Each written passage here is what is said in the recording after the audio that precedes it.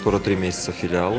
За эти 3 месяца детки уже кое-чему научились, уже успели полюбиться нами, стать нашими родными детками. Первая цель – это, конечно же, как можно больше научить наших детей, нашу молодежь правильно, красиво танцевать свой национальный танец, чтобы в любом обществе, на любом мероприятии наши дети могли смело выходить на площадку, показывать свою культуру, получать удовольствие от своего национального танца.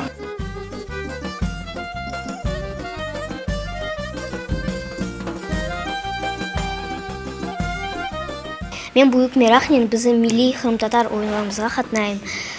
Мен балуқтан пек арзу етердім, біздің ойынlarımызға қатынамаға. Это наша культура, мне очень нравится, мы должны этим заниматься. Вот я уже много чему научился за 3 месяца. Біз бұнда хрым-татарша ойнайық. Бұнда көзел өте бар, мен пек сел хрым-татар ойылары.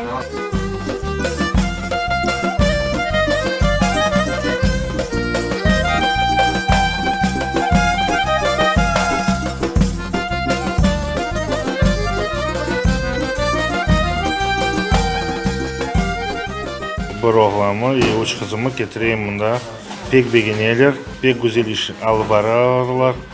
Bizim medeniyetimizi göstermek için nasıl göstermeye mümkün?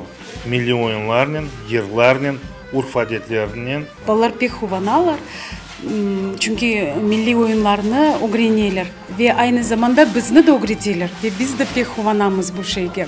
Medata hocamıza teşekkürler bildirmek isteyimiz çünkü ilk önce birinciden bizim milli oyunlarımızı saklap bizim ballarımızga öğretkeni için, bizim milli oyunlarımızı popülerize ettiği için büyükten büyük teşekkürlerimizi bildirmek isteyim.